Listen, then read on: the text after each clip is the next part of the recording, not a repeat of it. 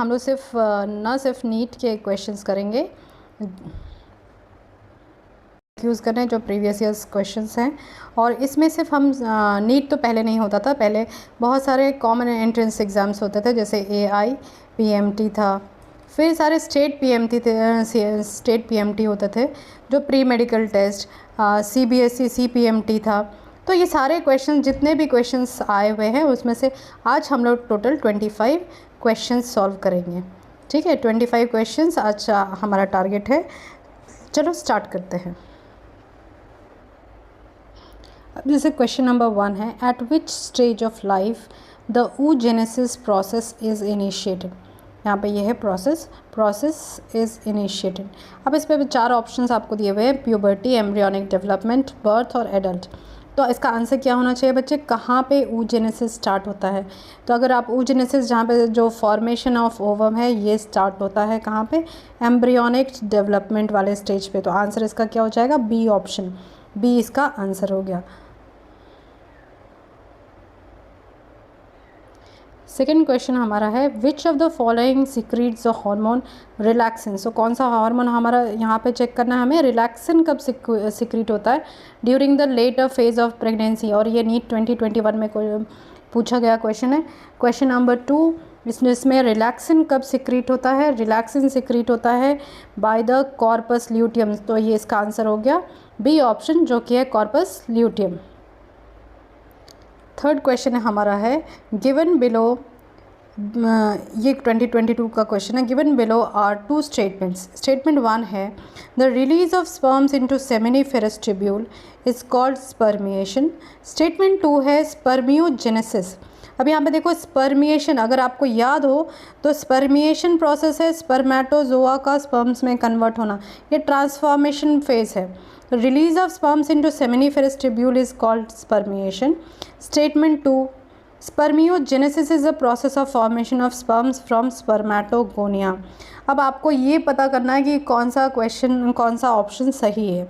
Options देखो बच्चे, यहाँ पे बहुत सारे ऑप्शंस आपको दिए हुए हैं, जिसमें कि ये है पहला, both statements 1 and 2 is correct. Both statement 1 is correct but statement 2 is incorrect. Statement 1 is correct but statement 2 is incorrect था। और जो लास्ट में है वो है statement 1 and 2 both are incorrect. तो इसका जो ऑप्शन आएगा वो क्या है, statement 1 is correct but statement 2 is incorrect. तो यहाँ पे आपका ऑप्शन क्या आ जाएगा, जो सी ऑप्शंस है यहाँ पे 1, स्टेटमेंट 1 तो आप जान रहे हो कि जो रिलीज़ है जहाँ पे सेमिनिफेरस ट्यूब्यूल्स में, ये स्पर्मिएशन वाला 1 सही है और 2 जो है वो इनकरेक्ट है।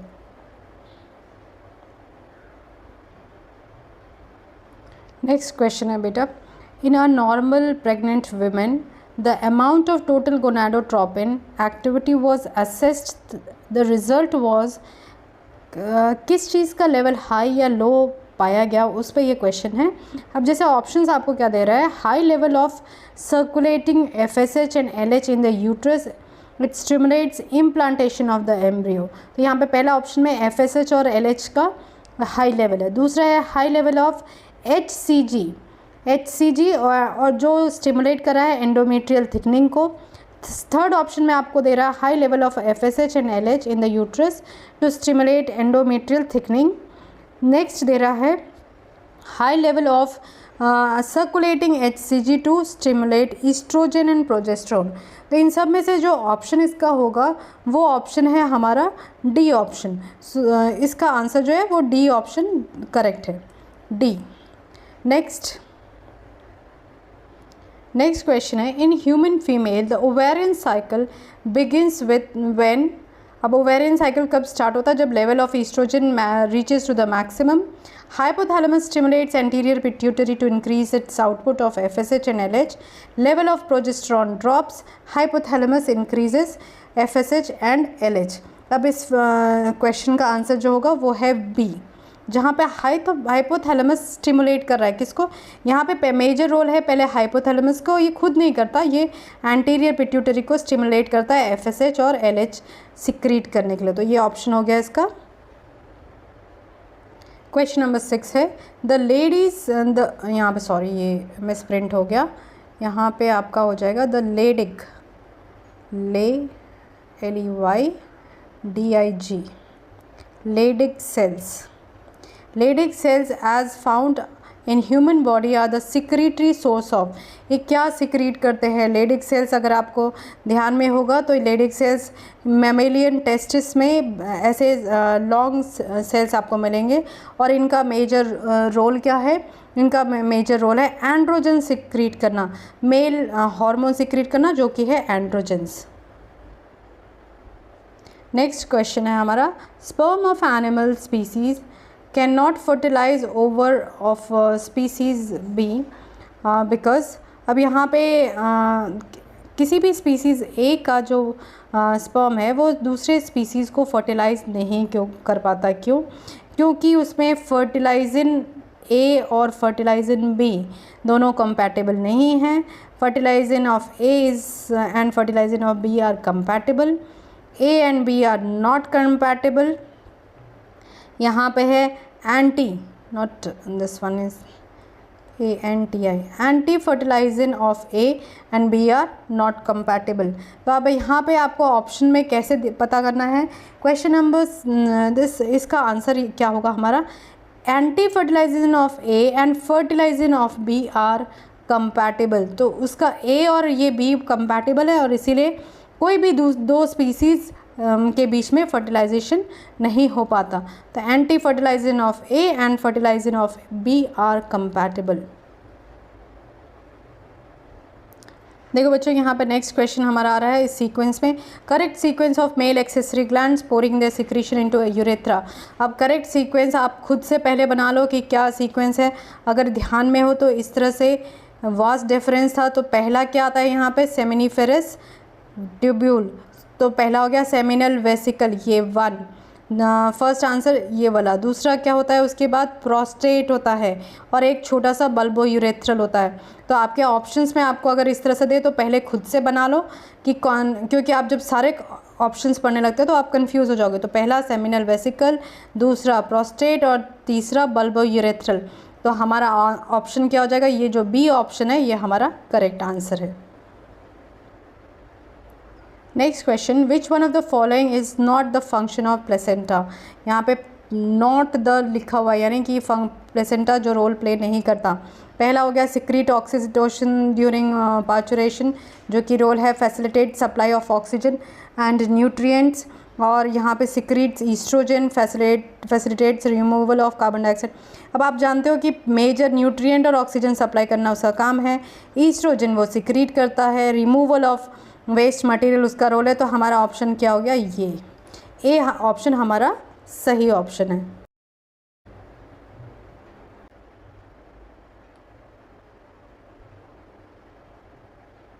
नेक्स्ट क्वेश्चन है, fertilization in human is practically feasible only if.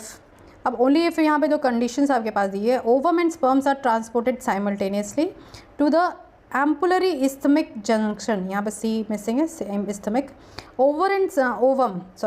यहाँ पे ovum and sperms are transported simultaneously to isthmic junction of cervix. तो ये सर्विक्स का तो इस्थमिक जंक्शन नहीं है। Sperms are transported into cervix within इन 48 hours of release of ovum in uterus, ये भी ऑप्शन नहीं है। Sperms are transported into vagina. तो अब यहाँ पे इसका जो आंसर होगा just after the release of ovum in the fallopian tube, ये पॉसिबल नहीं है। तो यहाँ पे आंसर क्या हो जाएगा? First, when they are transported simultaneously.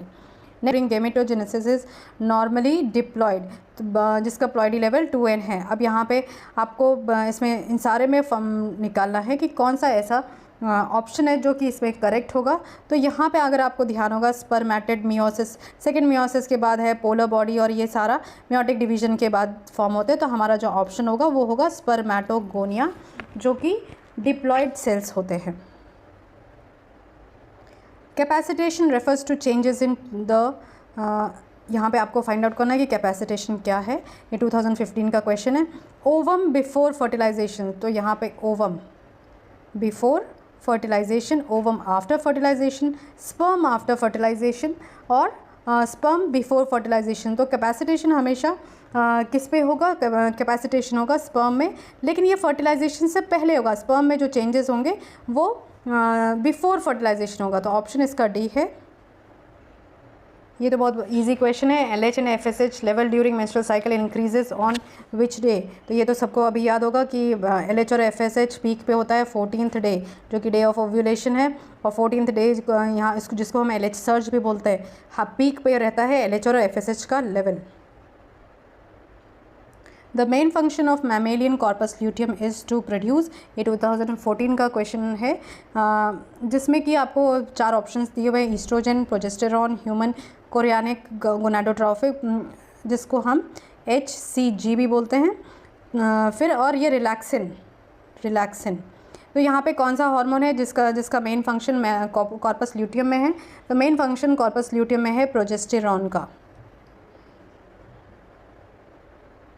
15th question है हमारा, the shared terminal duct of the reproductive and urinary system in human male, जहाँ पे दोनों यूनाइट हो रहे हैं। तो ये आप लोग सब जानते हैं, यूरेटर सिर्फ यूरिनरी है, वासा इफ्रेंशिया जो पार्ट है वो टेस्टिस से निकलने वाले डक्ट्स हैं, वास डिफरेंस टेस्टिस से। तो कॉमन क्या है? यूरेथ्रा है, जहाँ पे दोनों डक्ट और जो शेयर्ड टर्मिनल डक्ट है।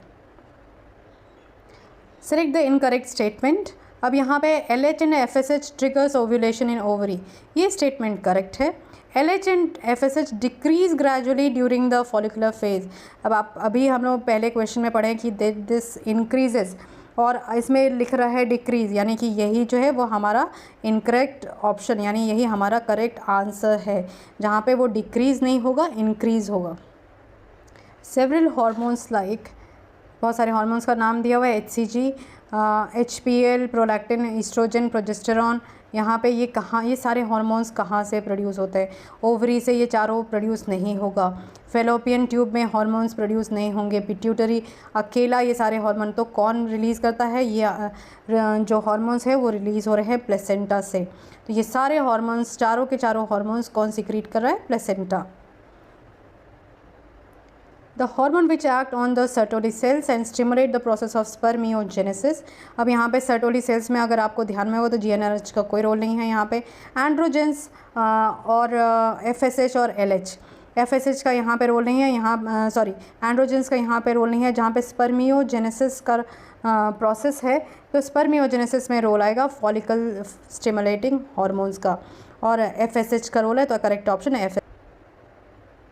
ड्यूरिंग मेंस्ट्रुअल साइकिल, यहाँ पे ये स्पेलिंग थोड़ा सा मिस्टेक है, menstrual cycle, the cyclic changes takes place in.